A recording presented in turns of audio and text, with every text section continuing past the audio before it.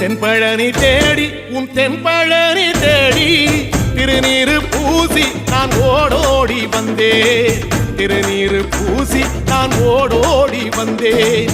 ஒவ்வொரு மாசம் உன் திருக்கோயில் முன்னே உற்சவம் காண உன் படியேறி வந்தேன்.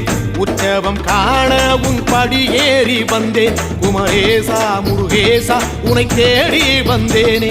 அலங்காரம் அபிஷேகம் அழகாக கண்டேனே.